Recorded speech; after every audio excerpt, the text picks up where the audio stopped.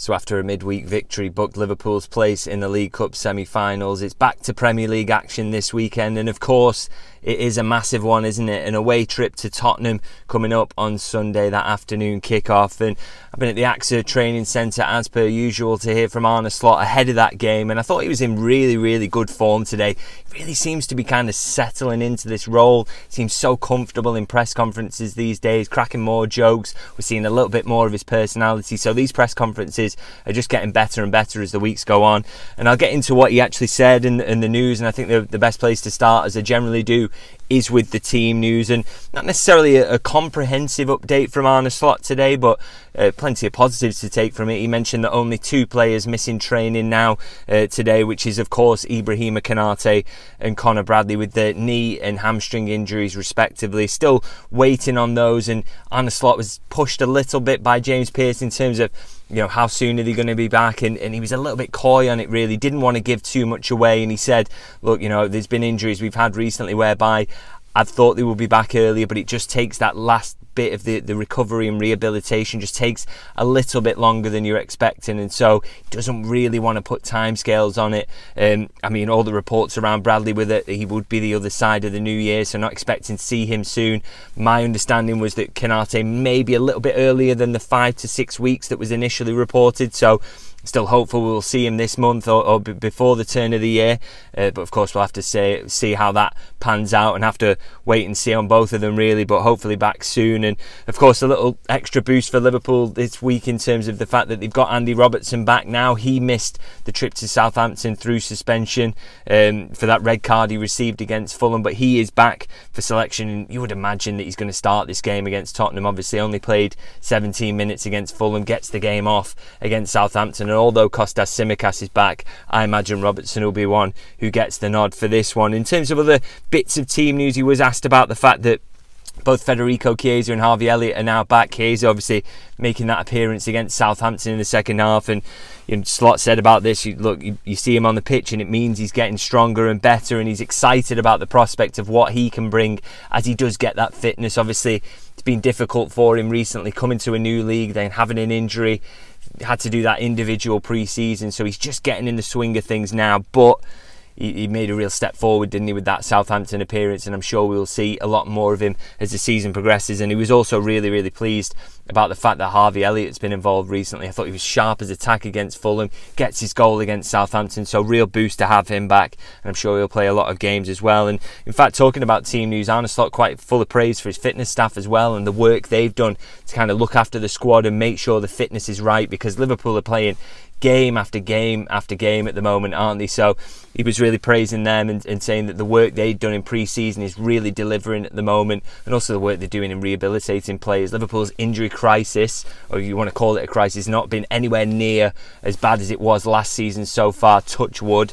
So they're doing a really good job on that front, and Arne Slot giving them some deserved praise. Now, as for Tottenham and the game that is actually coming up, with a bit more talk about the actual game itself. That doesn't tend to happen at these press conferences. We talk about everything around the game, everything about injuries or transfers or contracts, but there was actually some talk about the game and the opposition. I thought Arne Slot was really interesting on Tottenham, actually. I mean, he made it very clear how much he kind of loves them as an iconic club, a team and a club that has always had a certain style of play that's been attractive, and that's what's always attracted people to them.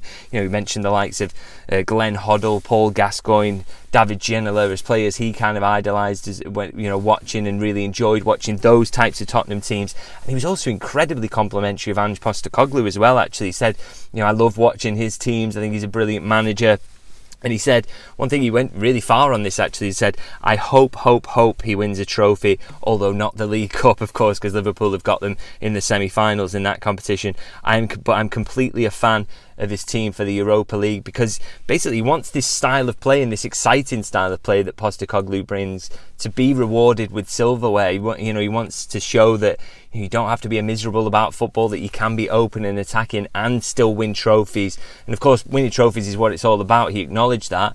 but he wants to see, as I say, that this style of play, this openness and this exciting football rewarded. So I thought it was interesting. I thought it was interesting he was so full of praise for Tottenham as well, because we do know that he turned down the opportunity to join them as manager 12 months prior to arriving at Liverpool. So an interesting one. Obviously a club he's got a lot of affection for, but he's ended up at Liverpool now, and obviously his plan is this weekend to beat Tottenham in the League Cup semi as well, that's coming up in January and February. So I thought he was absolutely kind of fascinating about that. And he also praised Ange Postecoglou for the way he presents himself in the media. He kind of said, look, I don't want to sound like I'm working as his agent or anything, but I just love the way he deals with things and how he speaks to people. So lots and lots of praise, as I say, for both Postecoglou and Tottenham. Now, of course, never get through one of these press conferences without some sort of allusion to the contract situations of those three players. And the one that we were asked about today, or kind of was mentioned, basically, was Trent Alexander-Arnold. Now, I'm not sure if you've seen the quotes that came out for him this week. It was talking about the fact he wants to secure his legacy or build a legacy as a player, and wants to be, known as one of the best right backs in the world, if not the best, and that's one of his main aims. And Arne Slot was asked about that in the context of, what does that mean to you? Obviously, you want to keep this player. That's always the underlying theme of these questions, isn't it? And he said, look, I definitely like this in a player. I want to see that kind of level of ambition, that drive to kind of make the best out of the skills that you've been given and the talent that you've got. He says, these footballers, when they make it to this level, they need that kind of level of drive. So it's really important to see that. But he did emphasise, and I think this is something Slot talks about an awful lot, really, that you need your teammates to reach the best version of yourself. That's what it's all about. You have to work together to get the best individual performance that you can. So that is something that he thinks is important to Trent, but he knows that he's seen that from him before, is that he is a team player, someone who wants to work with his teammates, and of course that will help him to get better along the way. So I thought interesting on that. Now, just the final question of the press conference actually came from me, and it's just something that I've been thinking about a lot recently, which is Liverpool's slow starts to games. Obviously wasn't so much a problem against Southampton when they raced into that 2-0 lead, but I thought against Fulham, maybe also against Newcastle, that just a little bit of sloppiness in the opening periods, and that's given Liverpool a bit of a mountain to climb. And I actually think it's been a theme for large parts of this season, actually, that Liverpool haven't necessarily started games at the best. But so I put that to Arne Slot and said, is that something that you're concerned about? Is it something that you are speaking to the players about to try and solve? And he said, look, I had a similar feeling about the Fulham game, actually, is that I felt like we had a slow start. But then he said, I watched it back and actually realised there maybe a few mitigating circumstances there. He mentioned the fact that obviously Andy Robertson gets the knock early doors, and that really slows Liverpool down. He felt that there were a couple of wrong or incorrect offside decisions that went against Liverpool early. Not getting a corner from Curtis Jones, taking an early shot when Liverpool should have had one. He felt these things kind of dented the momentum a little bit and slowed Liverpool down, specifically in that Fulham game. So I felt it wasn't maybe as bad a start as we would have all felt, with obviously a goal being conceded and then a red card. So I thought it was kind of interesting. It doesn't seem to me that he's feeling that is a big issue that Liverpool have got. And of course they were good from the start against Southampton, so maybe that won't be a theme going forward, and a good start against Tottenham wouldn't go amiss. Obviously they won in midweek against Manchester United, but they looked very much to me like a team that you could get at. So if you can make a strong start, maybe get a goal or two in the early stages, then you can really manage the game and dominate it from there. So something I think worth keeping an eye on, really, if that continues to be a theme for Liverpool or not. So we'll see how that one plays out. So I'm going to wrap it up there anyway. As usual, I'm going to ask if you can like and subscribe to the channel and like the video. Of course, always a massive help. And I've had quite a few new subscribers recently, so I want to say hello to everyone. Thank you for joining us. Really, really do appreciate that.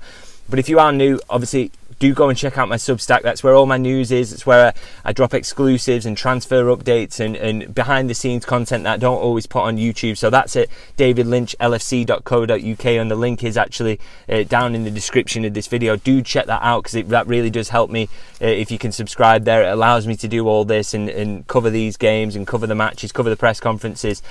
So if you can support the Substack, I would really, really appreciate that. And just to give you an insight, I had a little exclusive on there a couple of days ago that Rio Ungamar was going to be in the squad for the Southampton game. So that's the kind of insight you can expect there. So do check that out, davidlynchlfc.co.uk. And of course, I will be back on Sunday for my post-match reflections after the Tottenham game. Hopefully we're talking about a win, hopefully talking about a big win, hopefully talking about a good start to the game from Liverpool as well. So I'll see you guys then.